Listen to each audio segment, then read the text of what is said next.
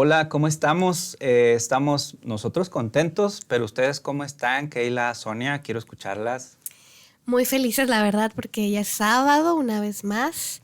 Estamos muy agradecidas con Dios. Estoy muy agradecida con Dios porque nos permite estar aquí. Y agradecida con Dios por darnos salud, sobre todo, y estar bien en familia y todos juntos. Así es, Sonia. Bueno, pues hola amigos, feliz sábado para todos y pues gracias a Dios que estamos aquí y continuamos con los repasos de la Biblia y el repaso de la lección, que en este trimestre realmente está muy interesante. Así es, pues ya los conocieron ustedes, Sonia y Keila, un servidor Francisco Blanco. Sonia y un servidor medios alérgicos y Keila va saliendo de una gripa, ¿verdad, Keila? Nos comentabas un momento, pero con la mejor disposición de estar aquí para conversar la lección, ¿cierto? Sí, cierto.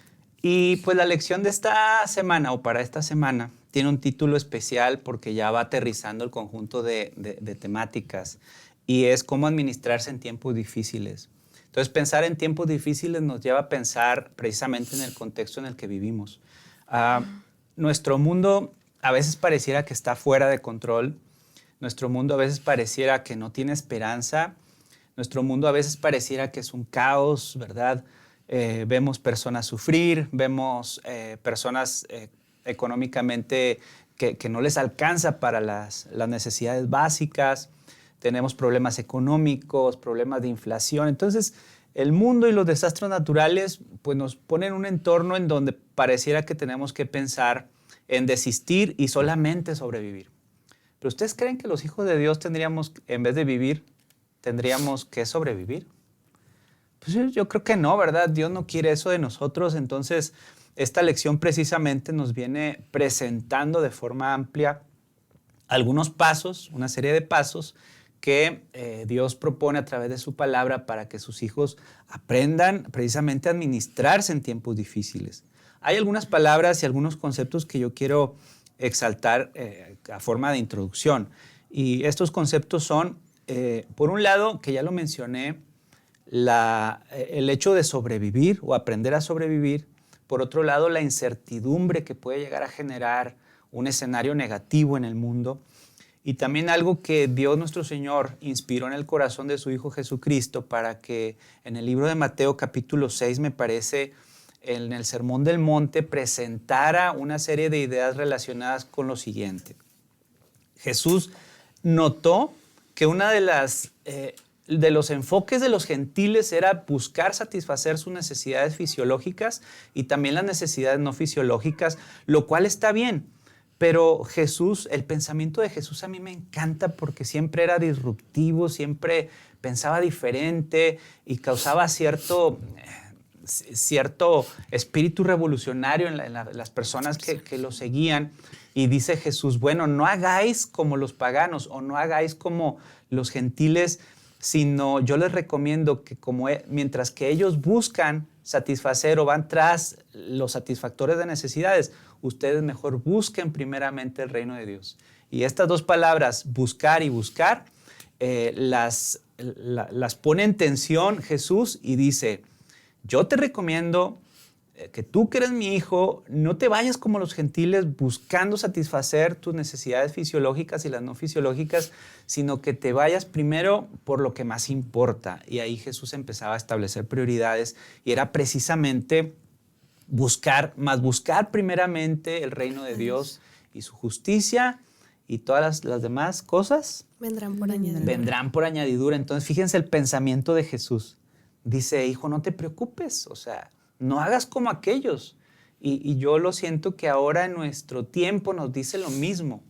Sigue siendo el mismo mensaje, ¿verdad? No te preocupes, hijo mío. Haz primero lo elemental, que es buscar primeramente el reino de Dios y su justicia, y lo demás os será añadido, ¿no? Entonces, este es el pensamiento introductorio, pero yo quisiera escucharles, ¿verdad? ¿Cuáles son qué podemos entender de la continuidad de esta temática? Pues mira, esta vez dentro de los principios básicos en la Biblia establecidos, ¿verdad? Que nos recomiendan es siempre poner a Dios en primer lugar. Poner a Dios en primer lugar y tan es así que que cuando nosotros estamos confiando en Dios, las cosas, como lo acabas de decir, se añaden, nuestras necesidades, porque definitivamente estamos viviendo en tiempo de crisis. Estamos viviendo en tiempo de crisis. La gente a veces no lo ve porque vive en mucha comodidad o algo, pero estamos viendo, cuando volteamos a nuestro alrededor, vemos que hay crisis realmente emocional, física, de carencias y muchas otras crisis también que el mundo está viviendo y que nosotros estamos viendo. Pero ¿qué es la recomendación bíblica? Poner a Dios en primer lugar. Y fíjate que hay un personaje bíblico que puso a Dios en primer lugar. Este personaje bíblico está en Segunda de Crónicas y se trata de Josafat. Ay, qué buena historia. Josafat. Sí. Josafat, cuando su padre murió, siempre me llama la atención porque cuando estuve leyendo, ¿verdad?, repasando esta historia, dice que su padre era el rey anterior que él y que le vino una enfermedad grave en los pies. Y dice claramente la Biblia que recurrió primero a los médicos que a Dios. Es curiosamente que nosotros también, ¿verdad? Te sientes mal y ¿a dónde corres? Al médico. Y dice que, bueno, el padre murió a causa de eso y en lugar de él reinó Josafat. ¿Y qué pasó con Josafat? Josafat anduvo en los caminos de Dios y dice que tumbó todos los baales de su padre y Dios vio con buenos ojos a Josafat y ponía siempre su confianza en Dios. Y cuando se vino la guerra, empezó a tener como que miedo, ¿verdad? Moab y Amón iban a atacarlos y eran muchos. Entonces dice que reunió a todo el pueblo de Judá y se pusieron a orar. Y entonces fue cuando él le dijo a Dios, dice, en nosotros no hay fuerza contra tan grande multitud que viene contra nosotros. No sabemos qué hacer, pero a ti volvemos nuestros ojos. Qué bonito, ¿verdad? En Segunda de Crónicas 20:12 dice, a ti volvemos nuestros ojos. Así que en cualquier tiempo de crisis tenemos que agarrar el ejemplo de Josafat, siempre buscar a Dios. Y tan es así que salieron victoriosos de esa guerra. Fíjate que a mí me gusta mucho esta historia porque yo veo una metodología que es digna de aprenderse. En esta historia de Josafat, Sonia, Keila, si lo notamos y a los que nos escuchan, chéquenlo, repítenos la cita porque... Sí, la historia es Segunda de Crónicas 20 del 1 al 22. Para que lo buscamos porque está buenísima. Sí. Yo lo que veo es que el Espíritu de Dios les inspira a primero ayunar, a orar y a cantar. Cantar antes de la batalla y cantar después de la batalla. Es así como Dios obra de muchas maneras. Y es una metodología porque no dice la historia que oraron y ayunaron después de haber ganado la batalla. Dice que oraron y ayunaron antes de la batalla y luego cuando se estaban preparando, iban los soldados ya vestidos de sus trajes de guerra, empezaron a cantar. Y ellos cantando. Sí.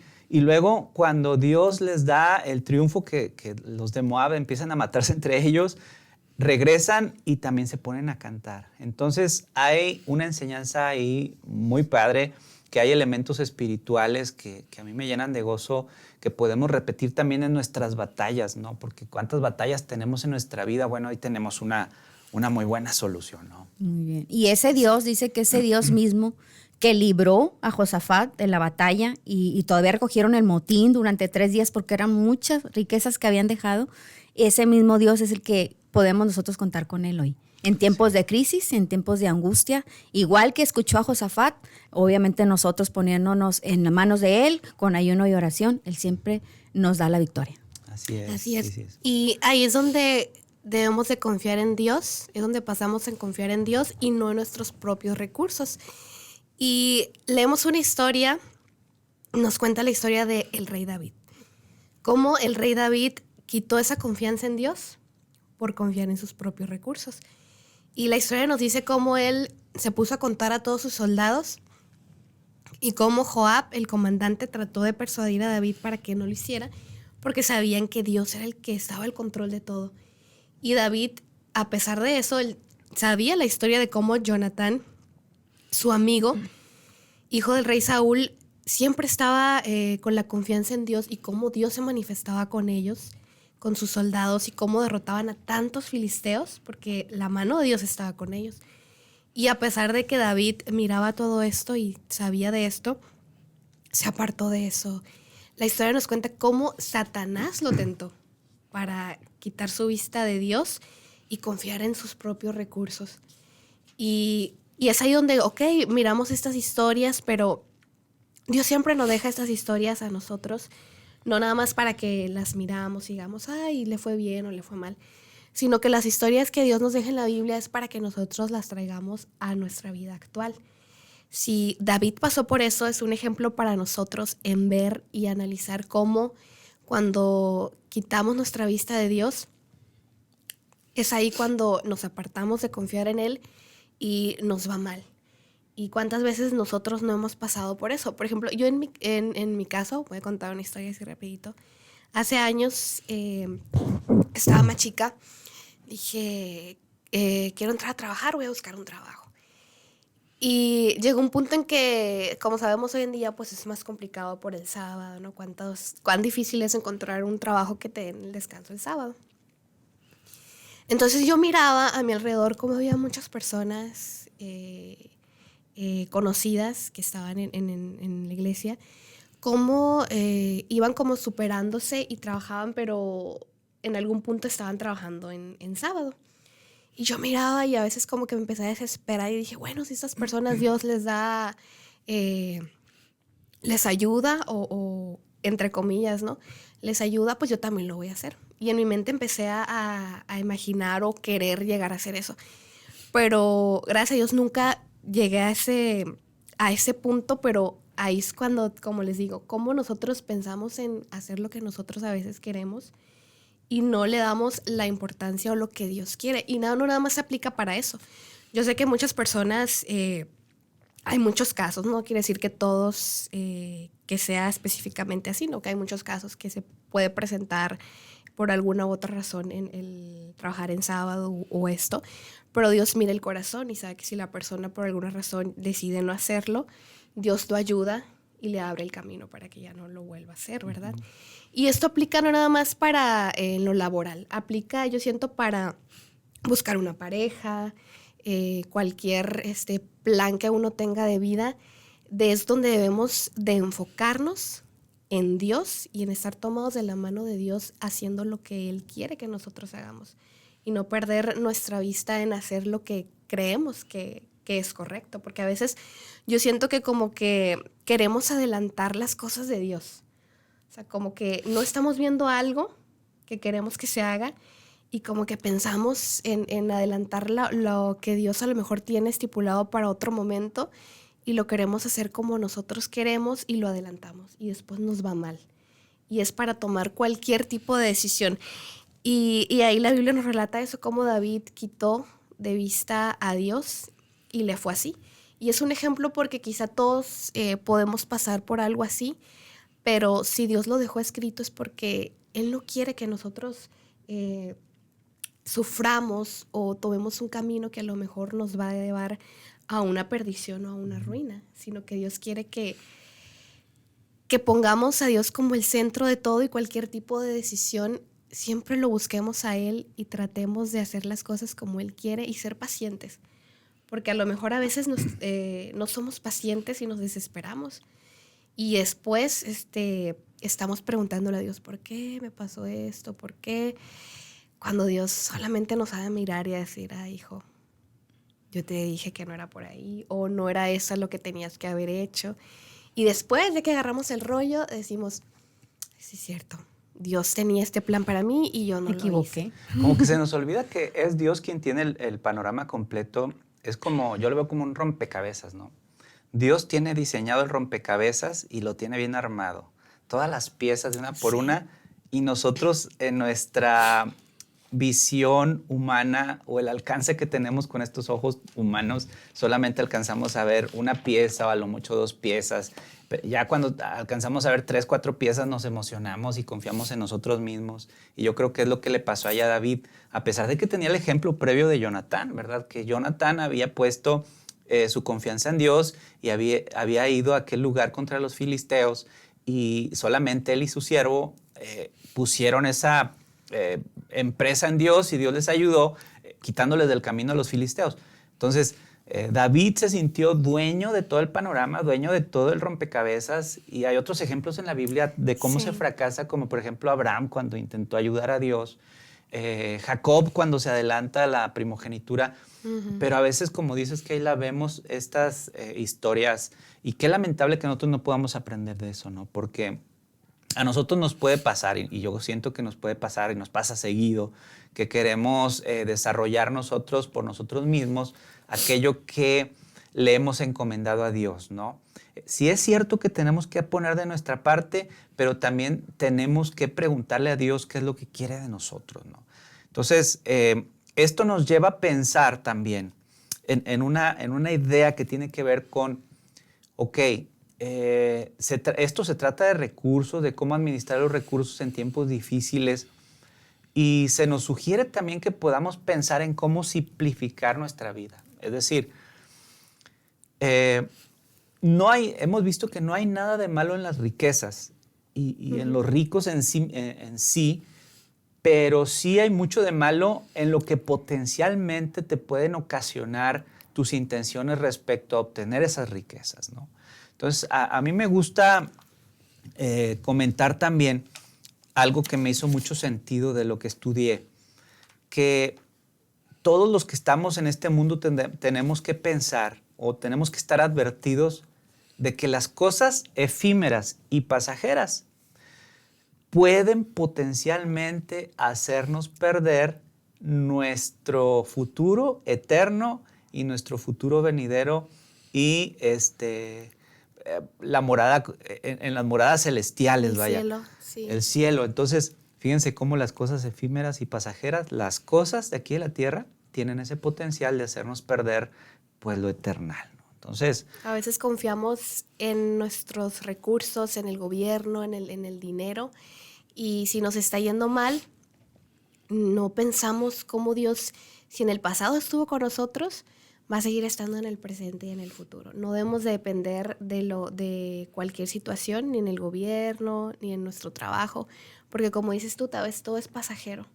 Y al final de cuentas, Jesús, Dios siempre va a estar con nosotros. Él no es pasajero, Él siempre va a estar con nosotros y debemos nosotros de poner nuestra confianza en Él. Y si anteriormente necesitábamos de Él, o necesitamos actualmente, con más razón lo vamos a seguir necesitando, porque vendrán tiempos más difíciles. Un pasaje que está en 2 de Pedro 3, del 3 al 12, que no lo quiero leer todo, pero lo quiero parafrasear. Esta idea que tiene que ver con que ha llegado la hora de simplificar nuestras vidas en cuanto a recursos, en cuanto a no codiciar, en cuanto a no aspirar a cosas a las cuales no tenemos alcance a llegar y no frustrarnos por eso. Este pasaje nos describe de forma sistemática, primero nos presenta a que habrá burladores de la segunda venida de Cristo, es decir, gente que se burlará. ¿Y dónde está aquel que habría de venir? No, habrá burladores. Y como luego la época de Noé. Sí, igual, o sea, como dice la Biblia, que no hay nada nuevo debajo del sol. La historia se repite, como en la época de Noé también. Aquí lo describe el apóstol Pedro, y sabemos que hacia el tiempo del fin habrá burladores que van a referirse de forma sarcástica o burlona a la segunda venida de Cristo. Pero luego el pasaje nos lleva a pensar de que esos burladores tendrán una característica, que habrán de olvidar quién es el creador. Y eso es algo que está pasando en nuestra época, porque nuestra sociedad cada vez está pensando más y creyendo más en temas como, por ejemplo, de la evolución, y superpone la evolución, por ejemplo, por encima de la creación. Incluso en círculos cristianos es lamentable ver cómo personas, pastores y teólogos, superponen la evolución por encima de la creación. Entonces, ¿dónde está el poder de Dios? Ese poder en que nosotros creemos. Y luego el pasaje sigue hablando, dice que no sabrán estos burladores que Dios, si Dios está tardando, es porque está demostrando su misericordia. Uh-huh. ¿Por qué muestra su misericordia? Pues porque quiere que nadie se pierda, ¿no? Que nos ama. Porque nos ama, y el principio de amor es, bueno, te prolongo mi misericordia y por lo tanto el tiempo. Y por último dice, pero sin embargo se presentará a nuestro Señor y vendrá como ladrón en la noche, ¿verdad? Estoy parafraseando, insisto, 2 de Pedro 3, 3 al 12, y las cosas ocurrirán. Entonces es el momento de preguntarnos, yo les digo a los que nos escuchan, pensar mucho en ¿cuál es la filosofía que tenemos nosotros sobre la vida o sobre la tierra? ¿Estamos realmente pensando en cosas espirituales? ¿Estamos realmente planificando nuestra vida para cosas eternales? Y a mí me gusta mucho también decir que Dios tiene el propósito de erradicar todo rastro del pecado, excepto las huellas del Señor Jesucristo en torno a su crucifixión. Y eso lo va a hacer también como símbolo de lo pernicioso que era el pecado y de lo tan grande milagro que fue el hecho de que Dios diera a su único hijo para morir por nosotros.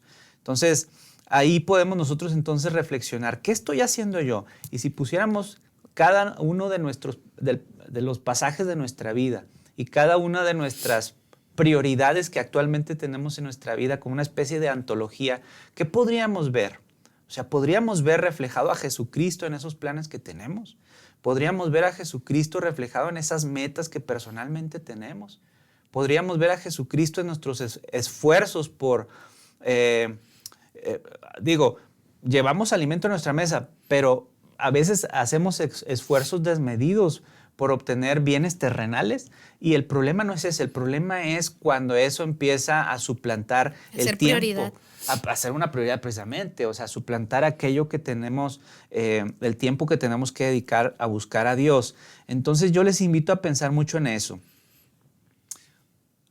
Que las cosas efímeras y pasajeras tienen el potencial de arrebatarte las cosas eternales. Y entre esas cosas está nuestra alma, ¿verdad? Esta pregunta que resuena siempre. ¿Qué harías tú? ¿Qué harías, Sonia?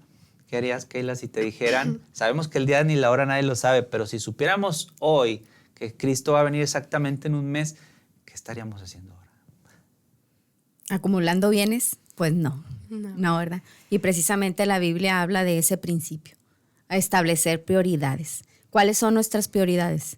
¿Verdad? Como dices tú, trabajar para acumular bienes, trabajar para pagar el carro, para pagar la casa, para pagar la escuela, para pagar la comida, porque definitivamente nosotros mientras estemos vivos tenemos necesidades de un techo, de alimento, de ropa, de calzado, pero hay otras que no son necesidades y las personas nos acabamos a veces física y emocional y mentalmente por tener los bienes materiales que dice la Biblia, ¿verdad? Que no pensemos que va a haber mudanza de aquí al cielo. No hay mudanza de aquí al cielo. Olvídese, hermano. Si usted tiene muchos bienes o está acumulando bienes o se la pasa pagando sus bienes, no se los va a llevar al cielo. Ni a la tumba, ¿verdad? Si pasa primero de que moramos. Perdón, Sonia, que te interrumpa. Es que ese es el punto. Hace algunos charlas atrás, no sé si te acuerdas, Keila, que hablábamos sobre la muerte. Okay, sí.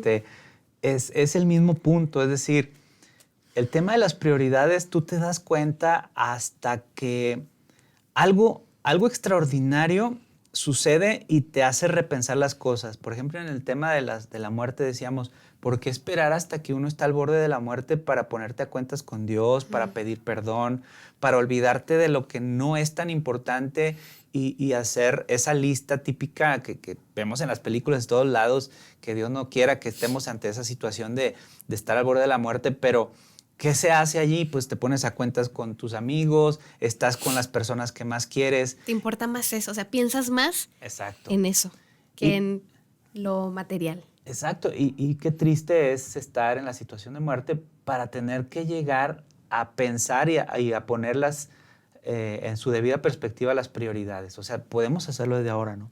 Sí. Y eso sí sabemos que vamos a morir, pero cuando la muerte llega repentina y no nos preparamos. Ese es el gran punto. Y también, ¿no? Sí, porque también dice que junto con las prioridades tenemos que comprometernos. Hay un compromiso, nosotros como cristianos y como adventistas hay un compromiso con Dios.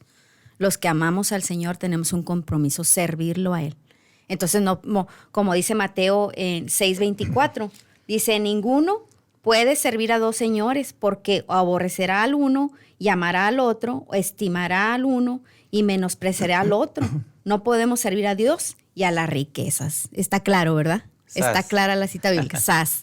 Entonces, no podemos servir a Dios y amar las riquezas. No podemos amontonar dinero y servir a Dios porque le vamos a fallar a uno.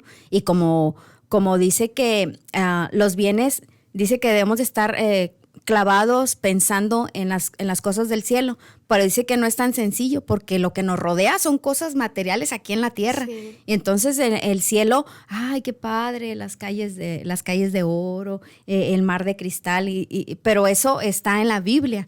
Y los bienes están aquí. Aquí estamos absorbidos por todo eso. Absorbidos por el consumismo. O una persona que no tiene, más bien un muchachito, los jóvenes ahora, si no tiene el último celular, no encaja. No encaja. Dice que entre más tengas, más sociable eres. Pero ¿qué pasa el día que te quedes sin nada? Te quedas sin amigos.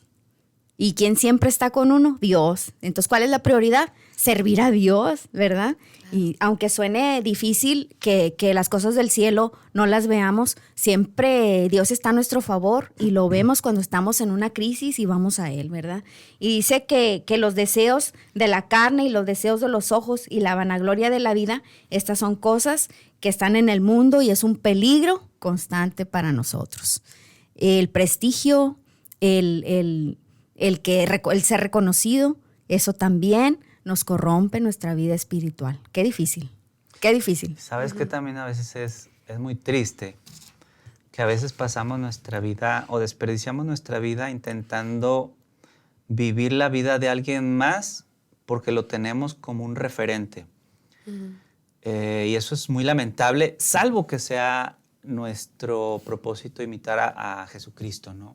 Pero actualmente, sobre todo la juventud, y hablo como una persona no tan vieja, Sí. bueno, Somos jóvenes todos aquí. como joven adulto, pero tienden mucho a eso, es decir, a buscar como que ideales, y ellos se idealizan en personas, en figuras públicas. Influencers, como hoy en día hay muchos. Exacto, que tristemente muchos, yo diría que prácticamente Influencers entre comillas. sí, la mayoría Porque no influye nada bueno. no tienen ¿cómo decirlo?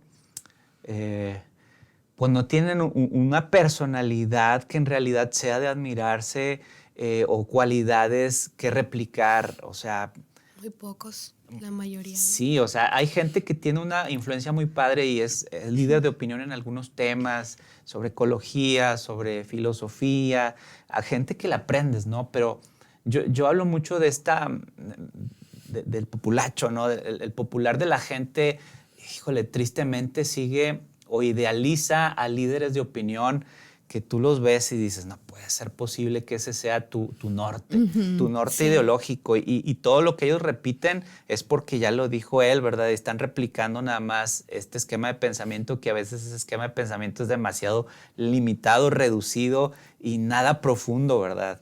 Entonces entiendo esa parte. ¿Cómo ¿no? llegó esa ola de repente, no? O sea, cómo el enemigo está ahorita hoy en día buscando tantas formas para que desviar nuestra atención de las cosas, como dice Sonia, que realmente debemos de enfocarnos, que es la vida eterna del cielo, porque cada vez estamos más cerca de eso.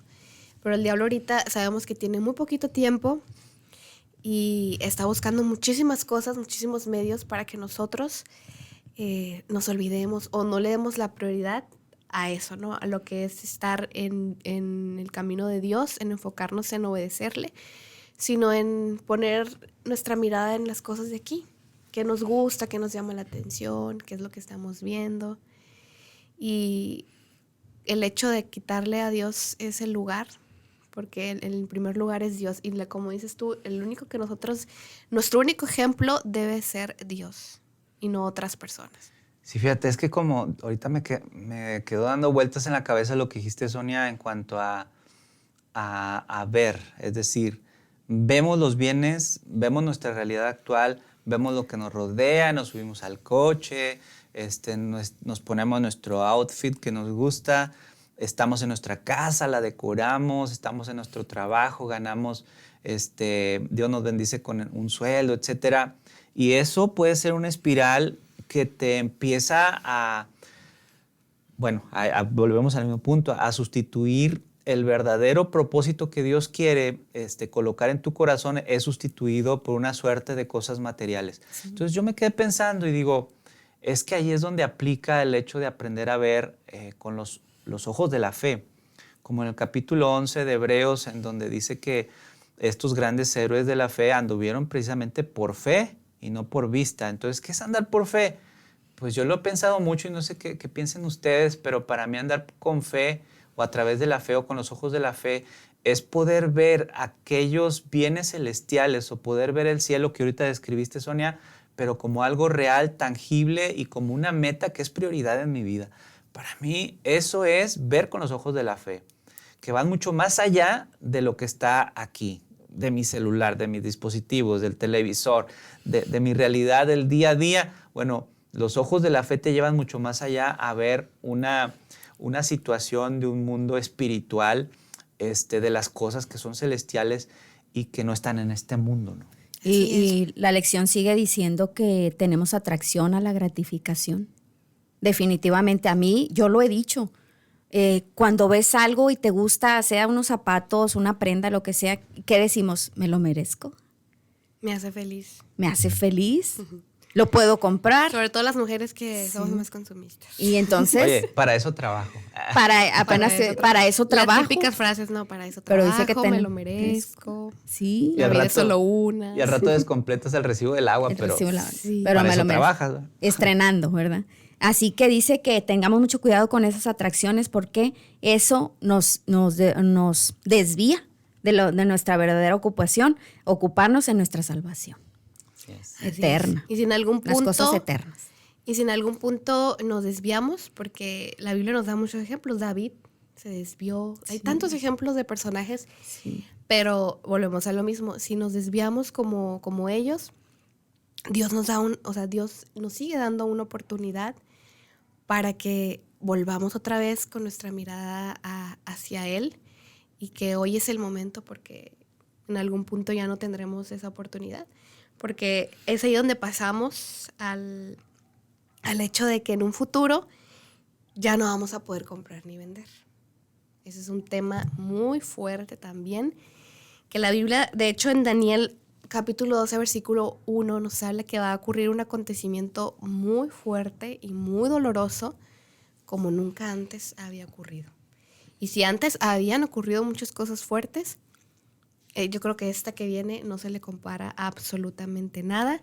Y para todos los que nos están viendo, pueden leer lo que es Apocalipsis 13, 11 al 17. Ahí ahí viene más específicamente de qué se trata esto. Y para aclararlo así un poco más, sin entrar muchísimo, porque es algo muy largo es un tema, ¿no? Un tema muy aparte. Un tema muy extenso, sí. Un tema muy extenso. Nos habla de cómo en un futuro, en los postreros días, no van a poder comprar ni vender todas aquellas personas que tengan el sello de Dios.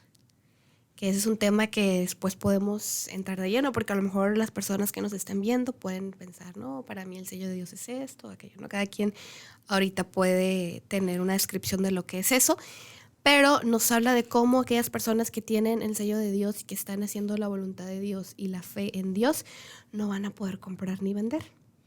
Y es aquí donde nos ponemos a analizar. Ahorita todo el mundo, el hecho de comprar y vender está pues al día. Todos compramos. Quizá a lo mejor no vendemos, pero la mayoría compramos. Y eso es de diario. Y aquí la lección nos dice, nos ponemos a analizar cómo va a ser ese momento. Porque si ahorita hoy en día podemos analizar, como dice Sonia, cuál es la prioridad, pues a lo mejor no va a ser en ese momento decir, no, pues no voy a comprar ropa, puedo estar sin viajar o muchas cosas, ¿no? Pero la comida es ahí a lo mejor donde yo pienso, quizá comprar ropa, no, zapatos, viajes, etcétera. Pero la comida, que es o sea, sin comer, ¿qué va a pasar? Nos morimos, ¿no? Nos enfermamos. Entonces, el hecho de que en el futuro, que está muy próximo, no podamos comprar, ¿qué vamos a hacer nosotros como cristianos, como seguidores de Dios? Es que Perdón que te interrumpa. Fíjate que allí yo veo también la necesidad de desarrollar una fe que sea similar a la de Jesús, porque también hay en otro orden de pensamiento es, si no podemos con los de a pie, híjole. Cuando venga lo difícil, menos. Contra los de a caballo, ¿verdad? Entonces, Claro. la fe se desarrolla no de un día para otro. O sea, la fe es algo que tenemos que desarrollar en nuestra vida espiritual día con día, a tal nivel de que cuando llegue ese momento que tú describes, Keila, sepamos que Dios quiere que nosotros estemos listos para entender que vamos a depender 100% de Él. Entonces, ¿será tiempo de angustia para muchos? Sí, incluso para los hijos de Dios, pero al final el resultado va a ser paliado por el nivel de fe que nosotros podamos desarrollar en esos tiempos. Cuando lleguemos a entender que es Cristo Jesús quien nos acompaña y que hemos logrado depender de Él en todo momento y tenemos esa fe construida y entrenada, así me gusta a mí verlo, ¿verdad? Desde ahora, ¿no? Para esos momentos. Porque si empezamos a acumular dinero en aquellos tiempos y quitamos nuestra vista de Dios, el amor al dinero, o sea, el hecho de desprendernos o decir, no, o sea, yo no puedo quedar sin comer, o sea, tengo hijos, o sea, no, Dios me va a entender, o sea, uno va a empezar, ¿no? Como la esposa de Lot. Sí, como la esposa de Lot va a decir, no, Dios mío, tú sabes que estoy aquí, no puedo, tú sabes que yo te respeto, te amo, pero compréndeme que no puedo. O sea, pero es que va a ser realmente una prueba de fe, como dices tú, el hecho de irnos preparando desde ahorita para que en esos momentos ya estemos tan dependientes de Dios que cuando llegan esas dificultades y esa crisis, a muchos los va a agarrar desprevenidos y no va a tener la fe ejercitada y no va a entender, o sea, no lo va a ver como algo realmente grande y fuerte que va a acontecer, que va a ser la venida de Jesús. Lo va a ver como algo, a lo mejor yo creo que ni cuenta se van a dar, porque no sabemos en qué momento va a ocurrir eso, no sabemos cómo va a estar nuestra fe, no sabemos cómo vamos a estar con Dios. Y el hecho de estudiar hoy en día la Biblia, invitamos a todos los que nos miran, que hoy es el día para que estudiemos la Biblia y nos demos cuenta que Jesús con todo su amor nos dejó el futuro ya escrito. O sea, nos dejó el futuro para que nosotros veamos. Dios nos ama tanto que imagínate si Dios no nos dijera nada, si Dios no nos hubiera escrito, ¿qué es lo que va a pasar? Dios nos ha dejado escrito absolutamente todo y nosotros nada más, lo único que tenemos que hacer es darle ese amor a Dios, creer en Él, ejercitar nuestra fe, para cuando venga ese día que yo creo que ninguno tenemos idea, nada más lo leemos, que es algo, va a ser algo muy grande, pero realmente no tenemos idea cómo va a ser. Se asemeja a lo de Jacob, pero va a ser mucho más fuerte. Y así como Jesús nos dejó esa historia de Jacob, es ahí cuando tenemos que realmente ponernos realmente nuestra mirada en Dios y saber qué va a pasar. No es algo que no va a pasar, es algo que realmente va a pasar. No sabemos si en unos meses, no sabemos si en unos años va a pasar. Tiempo de angustia cual nunca hubo, dice Apocalipsis capítulo 7, me parece. Entonces, son cosas que van a suceder. Y yo creo que ya vamos entendiendo y vamos aterrizando el contenido. Y fíjense que ahorita que Keila estás mencionando esto, se me vino otra vez el título de esta lección, que es administrar en tiempos difíciles. Entonces, la lección nos habla mucho sobre mayordomía. Y yo me acuerdo de un gran mayordomo que pisó esta tierra, y ese fue Job.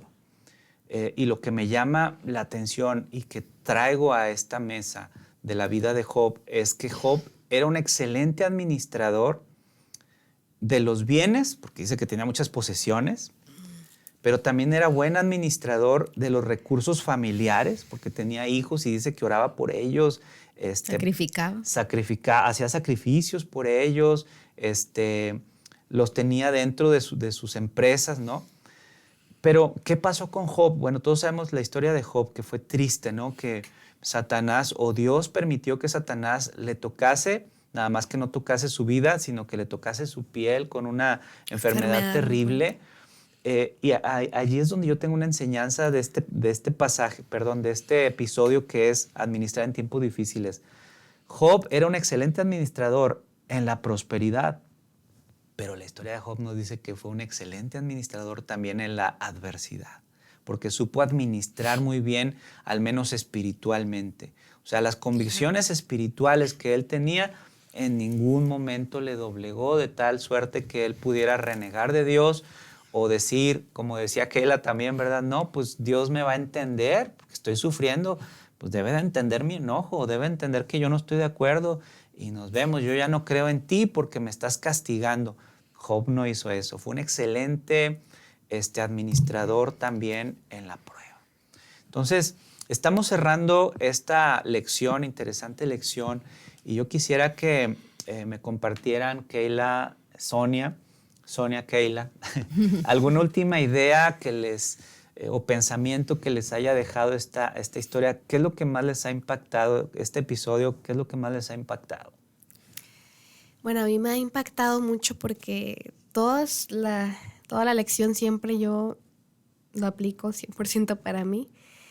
Y cómo el ver todas estas historias de la Biblia del pasado y también ver el futuro, todo lo que Dios nos dejó escrito que va a suceder, yo lo veo como que Dios nos está hablando, como Dios nos ama tanto, a nosotros y a todas las personas que nos ven, cómo Dios nos ama y quiere que nosotros también le demostremos ese amor a Él y que nos preparemos para su segunda venida, nos administremos en los aspectos económicos, porque también debemos de ser administrados económicamente, pero sobre todo también administrarnos en lo espiritual, administrar nuestra fe, aumentar nuestra fe en Dios, más oración, más estudio, para poder estar en esos tiempos de pie, estar con fe y de pie para su segunda venida. Muchas gracias, Keila. Sonia.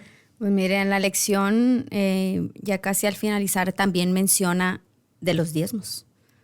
Dios habla de los diezmos, dice que lo estableció desde Moisés. Entonces dice que esa es una prueba, cuando nos pide el diezmo, es una prueba de confianza.